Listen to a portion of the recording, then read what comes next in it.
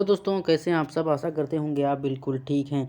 आज का जो मैं वीडियो रहने वाला है इसमें हम पढ़ेंगे एमसीक्यू टाइप क्वेश्चन के बारे में। तो चलिए स्टार्ट करते हैं आज का वीडियो बिना किसी देरी के। अगर आप हमारे चैनल पर नए हैं तो प्लीज़ चैनल को लाइक करिए, शेयर करिए, सब्सक्राइब करिए और देखते रहिए हमारा यूट्यूब चैनल एग्जाम आरजू क्लासेस। तो आज स्टार्ट करते हैं आज का पहला क्वेश्चन। पहला क्वेश्चन क्या कह रहा है, मौखिक बातचीत या शारीरिक हमले या दोनों के द्वारा क्रोधी बर्ताव की अभिव्यक्ति या प्रदर्शन कहलाता है। ऑप्शन नंबर ए दमन, बी है वापसी, सी है आक्रामकता, डी हमारा है उपरोक्त में से कोई नहीं।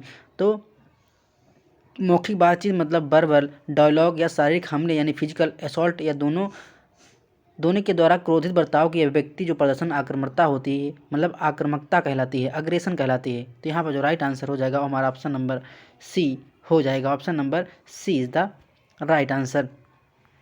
नेक्स्ट है, ध्वनि प्रदूषण के से स्वास्थ्य के प्रतिकूल प्रभावों में निम्न में से कौन सा नहीं है। अच्छा, एक चीज़ आपसे पूछना था कि हम साथ साथ एमसीक्यू तो करा रहे हैं, क्या हम थ्योरी क्लास फिर से पुनः रिवीजन करवाएं, अच्छे से स्पीड से करवाएं कि फिर से थ्योरी क्लास चालू स्टार्ट कर दें, क्योंकि कुछ अगर छोटी चीज़ें होंगी तो वो भी कवर अप हो जा रही। तो आपका क्या है, सजेशन दीजिएगा कमेंट बॉक्स में कि हम फिर से थ्योरी क्लास चलाएं कि न चलाएं। ठीक है, जैसा आपके बताएंगे वैसा हम करेंगे। थ्योरी क्लास क्या ऐसा करेंगे कम समय में, यानी कि वीडियो की लेंथ जो होगी वो कम होगी, कम समय में ज़्यादा हम आपको आउटपुट देंगे। ठीक है, तो उसका जो रिवीजन रहेगा, क्विक रिवीजन रहेगा, तुरंत फटाफट वाला रिवीजन रहेगा थ्योरी क्लास का। साथ साथ एमसीक्यू तो हम करा ही रहे हैं, वो नहीं छोड़ेंगे, वो कराते रहेंगे। ठीक है, सेकंड नंबर हमारा क्या कह रहा है, ध्वनि प्रदूषण से स्वास्थ्य के प्रतिकूल प्रभावों में निम्न में से कौन सा नहीं है। ऑप्शन ए है बहरापन, बी है एकाग्रता में कमी, सी है रक्तचाप में वृद्धि एंड डी हमारा है अत्यधिक निद्रा। तो यहाँ पर क्या हो जाएगा, ऑप्शन नंबर डी हमारा सही हो जाएगा। ये चीज़ नहीं आएगी क्या, कौन सा नहीं है, तो अत्यधिक निद्रा नहीं है। बाकी अगर ध्वनि बहुत ज़्यादा है तो आप बहरे हो सकते हैं, आपका हाई ब्लड प्रेशर हो सकता है, आपकी एकाग्रता यानी मेडिटेशन करने में कमी हो सकती है, मन एकाग्र नहीं होगा, तो क्या हो जाएगा, ये चीज़ होती है। लेकिन हमारा क्या नहीं हो पाएगा, अत्यधिक निद्रा नहीं होगी। तो ऑप्शन नंबर डी हमारा सही हो जाएगा। नेक्स्ट है, भारत की राष्ट्रीय मानसिक स्वास्थ्य नीति की शुरुआत कब की गई थी। ऑप्शन नंबर ए है 1982, बी है 1987, सी है 1994 एंड डी हमारा है 2014। तो जो भारत की राष्ट्रीय मानसिक स्वास्थ्य नीति की शुरुआत वर्ष 1982 में की गई थी। तो ऑप्शन नंबर ए हमारा सही हो जाएगा, 1982 is the right answer. Next है, मृत्यु के डर का दूसरा नाम क्या है। अगर इससे क्या होता है, पानी से डर हाइड्रोफोबिया, तो मृत्यु के डर का दूसरा नाम क्या है। ऑप्शन नंबर ए है आर्कोफोबिया, बी हमारा है थानिटोफोबिया, सी हमारा है क्लस्टरोफोबिया एंड डी हमारा है गेमोफोबिया। तो इस क्वेश्चन का आंसर आप कमेंट बॉक्स में बताइएगा कि मृत्यु के डर का दूसरा नाम क्या है। ठीक है, कमेंट बॉक्स में बताइएगा बिना गूगल के। नेक्स्ट है, एक भावात्मक विकार क्या है। भावात्मक विकार क्या होता है। ऑप्शन नंबर ए है द्विध्रुवी विकार, बी हमारा है दुर्भीति चिंता विकार, सी हमारा खंडित मानसिकता एंड डी हमारा है मनोदैहिक विकार। तो एक भावात्मक विकार क्या है, ये हमारा द्विध्रुवी विकार होता है। तो ऑप्शन नंबर ए हमारा सही हो जाएगा। नेक्स्ट क्वेश्चन क्या है, संचालन के मनोचिकित्सक उपयोग को कहा जाता है। ऑप्शन नंबर ए है संगीतीय चिकित्सा, बी हमारा है नृत्य चिकित्सा, सी हमारा है मनोरंजन चिकित्सा एंड डी हमारा है आराम चिकित्सा। तो यहाँ पर संचालन के मनोचिकित्सक का उपयोग है तो हमारा है नृत्य चिकित्सा यानी कि डांस थेरेपी। तो यहाँ पर ऑप्शन नंबर बी हमारा सही हो जाएगा। नेक्स्ट क्वेश्चन क्या है, मनोविश्लेषण के जनक कौन थे, यानी कि मनोविश्लेषण के कौन जनक थे। ऑप्शन नंबर ए है सिगमंड फ्रायड, बी हमारा है इवान पावलो एंड सी हमारा विलियम बुंट एंड डी हमारा है विलियम जेम्स। तो यहाँ पर जो राइट आंसर हो जाएगा हमारा ऑप्शन नंबर हो जाएगा ए, मनोविश्लेषण के जो जनक थे वो हमारे सिगमंड फ्रायड साहब थे। तो ऑप्शन नंबर ए हमारा सही हो जाएगा। Option number A is the right answer.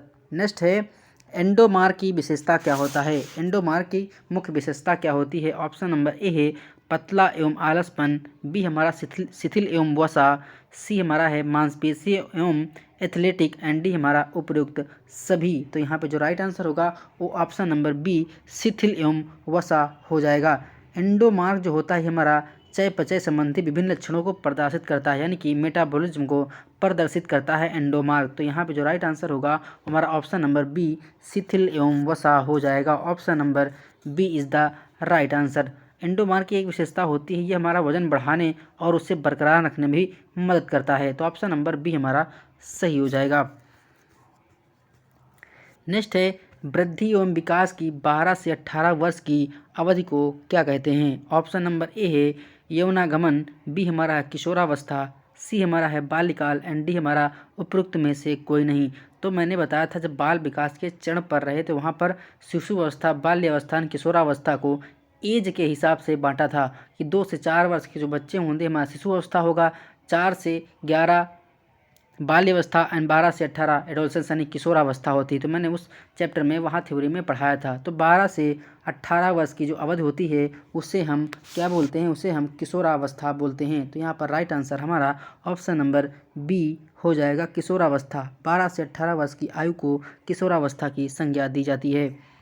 Next है, खिलाड़ियों के बीच फ्रस्ट्रेशन का कारण होता है, क्या कारण होता है? ऑप्शन नंबर ए खराब प्रदर्शन का परिणाम, बी हमारा आकांक्षा और योग्यता के स्तर के बीच तालमेल न बैठ पाना, सी हमारा है अच्छे प्रदर्शन का परिणाम एंड डी हमारा है उपयुक्त सभी। तो खिलाड़ियों के बीच जो फ्रस्ट्रेशन का कारण होता है वो हमारा होता है ऑप्शन नंबर बी, आकांक्षा योग्यता के स्तर के बीच तालमेल न बैठना, यानी कि योग्यता के जो स्तर होता है, ठीक है, उनके बीच हमारा तालमेल नहीं बैठ पाने से खिलाड़ियों के अंदर फ्रस्ट्रेशन का भावना देखने को मिलता है। नेक्स्ट हमारा है, नेक्स्ट क्वेश्चन देखेंगे क्या है।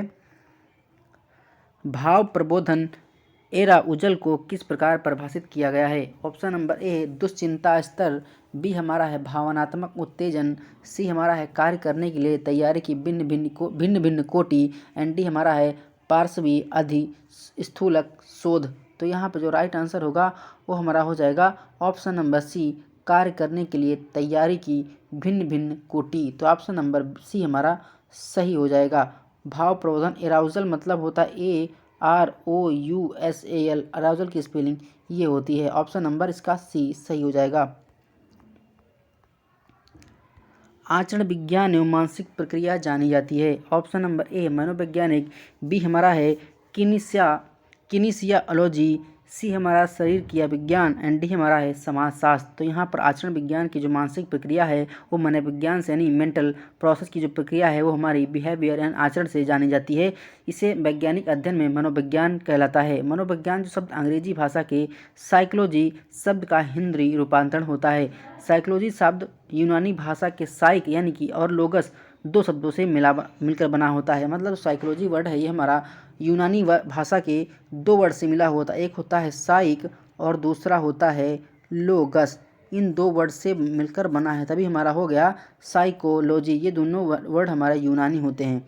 तो इस क्वेश्चन का जो आंसर हो जाएगा वो ऑप्शन नंबर ए मनोविज्ञान हो जाएगा। कंडीशनल थ्योरी ऑफ लर्निंग सिद्धांत का आविष्कार किसने किया था? Option number A Plato, B हमारा पावलोव, सी हमारा है जुगोनर एंड डी हमारा है थांडिक। ये सब जितने भी यहाँ पर राइटर लिखे हुए हैं ये सब हमारे बाल विकास के चैप्टर में देखने को मिलेंगे आपको। तो कंडीशनल थ्योरी ऑफ लर्निंग को कंडीशनल और रिफ्लेक्स थ्योरी भी बोलते हैं। कंडीशनल थ्योरी ऑफ लर्निंग को इसका दूसरा नाम कंडीशनिंग और रिफ्लेक्स थ्योरी भी है। ठीक है, तो इस थ्योरी का दूसरा नाम अगर आपको कहीं देखने को मिल जाए कंडीशनिंग और रिफ्लेक्स थ्योरी, तो इसका सिद्धांत का प्रतिपादन पावलोव साहब ने किया था। तो यहाँ पर इसका जो राइट आंसर होगा ऑप्शन नंबर बी हमारा हो जाएगा पावलोव। नेक्स्ट क्वेश्चन क्या है, किस किस्म का अभिप्रेरण युवा बच्चों के लिए अनुभवगम्य नहीं होता है? ऑप्शन नंबर ए आंतरिक अभिप्रेरण, बी हमारा है बाह्य अभिप्रेरण, सी हमारा उपलब्ध अभिप्रेरण एंड डी हमारा इनमें से कोई नहीं। तो यहाँ पे जो राइट आंसर होगा आंतरिक अभिप्रेरण मतलब इंट्रिंसिक मोटिवेशन। तो इसका जो राइट आंसर होगा हमारा ऑप्शन नंबर ए हो जाएगा आंतरिक अभिप्रेरण यानी कि इंट्रिंसिक मोटिवेशन। यह देखो जो आंतरिक अभिप्रेरण होता है यह हमारा तब घटित होता है जब व्यक्ति के अंदर आनंद, खुशी या महत्व या इच्छा के कारण कुछ भी करने का बोध होता है, तो उसके अंदर इस प्रकार की अभिप्रेरणा का उदय होता है। तो यहाँ पे जो राइट आंसर होगा हमारा ऑप्शन नंबर ए हो जाएगा। नेक्स्ट क्वेश्चन क्या कह रहा है, प्रतिभा का पता लगाने का कौन सा प्रमुख पैमाना गिम्बल द्वारा नहीं सुझाया गया था? ऑप्शन नंबर ए है प्रेरणा, बी हमारा है फिजियोलॉजिकल तथा मोर्फोलॉजिकल कारक, सी हमारा है सामाजिक चार एंड डी हमारा है ट्रेन एबिलिटी। तो यहाँ पे जो राइट आंसर होगा हमारा हो जाएगा ऑप्शन नंबर सी सामाजिक चार। ठीक है,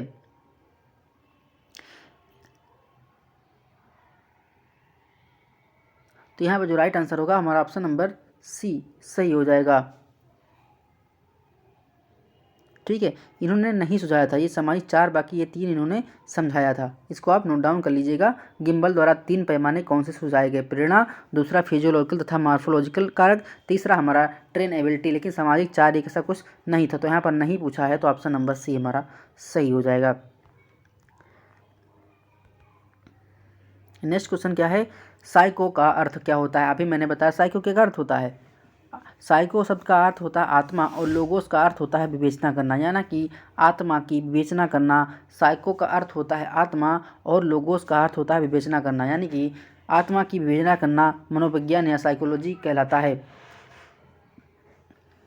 और आत्मा का जो अध्ययन करने वाला होता है उसे हम स्टडी ऑफ सोल कहते हैं। तो आप इसको देखो, साइकोलॉजी क्या हो गया? साइकोलॉजी दो वर्ड यूनानी भाषा से मिला है, पहला साइको और दूसरा लोगोस। साइको का मतलब होता है आत्मा और लोगोस का अर्थ होता है मतलब विवेचना करना, आत्मा की विवेचना करना। उससे टोटल मिला के जो हो गया हमारा मनोवैज्ञानिक यानी कि साइकोलॉजी हो गया। तो यहाँ पे जो राइट आंसर होगा वो ऑप्शन नंबर सी आत्मा हो जाएगा। नेक्स्ट क्वेश्चन क्या है? सिगमंड फ्राइड को निम्नलिखित में से किस एक सिद्धांत का पिता कहा जाता है? ऑप्शन नंबर ए है अभिप्रेरणा का सिद्धांत, बी हमारा है मनोविश्लेषण का सिद्धांत, सी हमारा है संघवाद का सिद्धांत एंड डी हमारा है सामंतरवाद का सिद्धांत। तो यहाँ पे जो राइट आंसर होगा वो हमारा हो जाएगा ऑप्शन नंबर बी मनोविश्लेषण का सिद्धांत। ठीक है, सिगमंड फ्राइड को मनोविश्लेषण सिद्धांत का फादर भी कहा जाता है। इस सिद्धांत के अनुसार उन्होंने भीड़ व्यवहार का आधार चेतन तथा अचेतन इच्छाओं को माना था। उनके अनुसार मन के तीन भाग होते हैं। कौन से तीन भाग होते हैं? पहला है चेतन, दूसरा अर्धचेतन एंड तीसरा हमारा अचेतन। चेतन, अचेतन और अर्धचेतन, इनके इन्होंने तीन मन के तीन भाग माने हैं। तो यहाँ पर जो राइट आंसर होगा वो ऑप्शन नंबर बी हमारा सही हो जाएगा। Option number B is the right answer. अगर आपको वीडियो अच्छी लगती है तो प्लीज़ वीडियो को लाइक किया करिए, शेयर करिए और सब्सक्राइब करें अगर हमारे यूट्यूब चैनल पे नए हैं तो। हम आपको बता दें, हम इस पीडीएफ का टेलीग्राम चैनल पर वीडियो के डिस्क्रिप्शन बॉक्स में टेलीग्राम चैनल का लिंक डाल देंगे। आप उस पर क्लिक करके हमारे टेलीग्राम चैनल से जुड़ सकते हैं और वहाँ पर आपको लाइन से पीडीएफ मिल जाएंगी। उस पीडीएफ को आप डाउनलोड करके प्रिंट आउट करवा सकते हैं और पढ़ भी सकते हैं। ठीक है, चलते हैं नेक्स्ट क्वेश्चन की ओर। नेक्स्ट क्वेश्चन क्या कह रहा है? कौन से कारण हैं जो शारीरिक दक्षता को प्रभावित करते हैं? कौन से कारण हैं? ऑप्शन नंबर ए शारीरिक बनावट कारण, बी हमारा है शारीरिक क्रिया कारण, सी हमारा है मनोवैज्ञानिक कारण एंड डी हमारा उपरोक्त सभी। तो यहाँ पे जो राइट आंसर होगा वो ऑप्शन नंबर डी हो जाएगा। ये हमारे हमारे शारीरिक दक्षता को कौन से प्रभावित करते हैं?